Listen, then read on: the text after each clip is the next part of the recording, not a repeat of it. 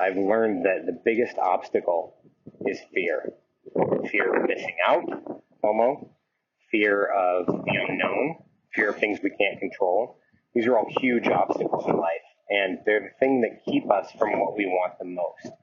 Those who are relentless and aren't afraid of fear and realize that only through struggle, only through pain, only through failure can we grow, those are the ones who are successful. Those are the ones who go on to make a fortune doing what they love. And that's a core thing. Those who can take accountability, those who aren't afraid of publicly failing, of messing up, of making bad decisions, just so they can learn. Some people love failing. There are comedians out there, John Oliver is one of them, who love to bomb, because when they bomb, they learn and they grow and they take those risks. And the risk takers are the ones who aren't stagnant. They're not stuck. They don't wake up one day and realize, I'm miserable, I hate my life, I hate my job. And it's scary when you don't know what to do. It's scary when you don't know what's coming next. But I like to think of it like this. Say the thing that you want. Say your happiness is within your sight. Maybe not within your reach just yet, but it's within your sight. Imagine it right across a river. And the river is pretty far depth, or pretty far along, and you know how to swim. And the problem is you can't see the bottom of the river. You know that it's a big river, but you don't know how deep it is, and you don't know how strong the current is. So you're looking at the thing you want most in life, and it's right across the river. And then you turn around and look behind you, and you realize there's safety and security where you are. You don't have to get wet. You don't know how cold the water is.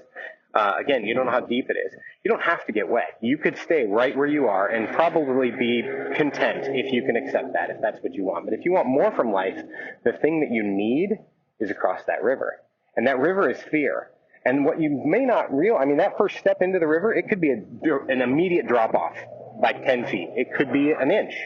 So say you step into the river. To take that first step, you challenge that fear. You accept that, hey, I don't know this, but I want to know. I want to take that step and see what it's like. And you realize that first step in the water is only an inch. And then you step again and it's only 2 inches. And you realize that by facing that thing that you feared, it's not as hard as you thought.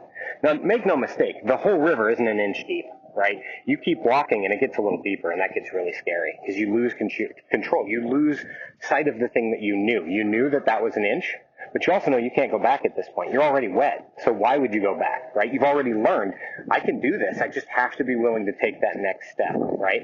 So you take the next step and the next one. And at some point, you find that you are up to your neck and you are almost panicked because you're trying so hard to get across this river and you feel like nothing is working out. You don't know if the next step's going to put your head under. But what you do know is that if you turn around, you could get stuck in the mud. You could end up stuck. And then you're stuck, but you're also scared of what could be. So you take that risk, and you step again, and you step again, and you swim a little bit. Sometimes you're barely holding your head up. But eventually the water starts going down. Fear starts going down. You start overcoming that fear, and you start making it to the other side.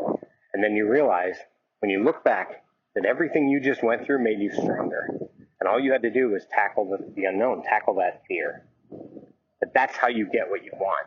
And you're better off because of it. And you can't go back. That's the crazy thing. Time, I always say that time is finite. It's the most valuable and finite resource we have. But the reality is, once you invest your time in something, you can't get it back either way. So you got to pick your hard. It's hard living easy and living a normal life, but not having the things you want. It's really hard to get those things you want. And the difference between those who have what you want and you is that they didn't take those extra steps. I've survived a lot of shit. And do I want to go through it again? No, not really.